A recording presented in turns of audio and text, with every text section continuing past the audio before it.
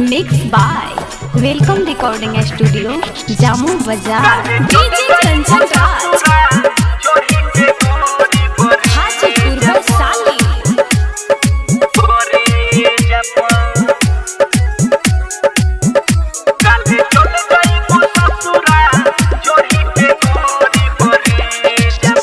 कहे मरलू तो छोड़ी जियाते हमारा करे जपर। कहे मरलू तो छोड़ी जियाते हमारा करे जपर।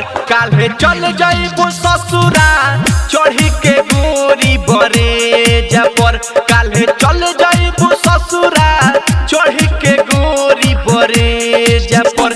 काहे मरलू तो छोड़ी जियाते हमारा करे जपर। काहे मरलू तो छोड़ी जियाते हमारा करे जपर। काल्हे चल जाइबू ससुरा चढ़ी के गोरी बरे जपर। काल्हे चल जाइबू ससुरा चढ़ी के गोरी बरे जपर।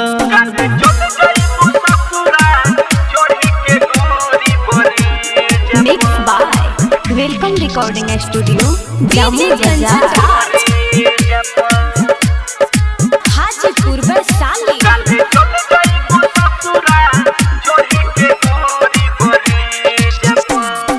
मारो सजाई मंगिया भराई बनबू दोसरा के रानी हो।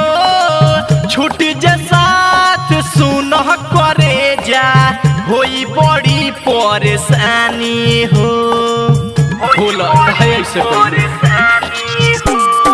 मारो सजाई मंगिया भराई बनबू दोसरा के रानी हो। छुट्टी जे साथ सुन करे जा होई बड़ी परेशानी हो। अरे कैसे जियो अब कहे बका हम बोला हो घरे जाको। अब कहे मका हम बोला हो घरे जाकर। काल्हे चल जाइबू ससुरा चढ़ी के गोरी बरे जपर। काल्हे चल जाइबू ससुरा चढ़ी के गोरी बरे जपर।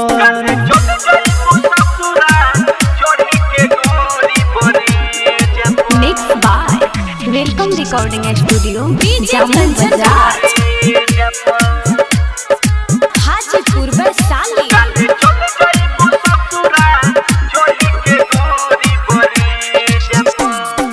वादा कसम सब गईले भुलाई आवता हमारा रोआई रे।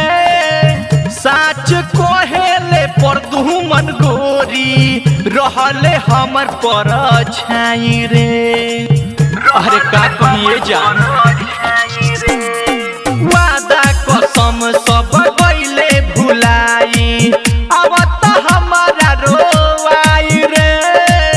साच कोहेले कोल्हू खेसारी रहले हमर पर छाई रे। जान सुना साथ खैलू कसम गोरी राखी हाथ करे जपर। साथ खैलू कसम गोरी राखी हाथ करे जपर। काल्हे चल जाइबू ससुरा चढ़ी के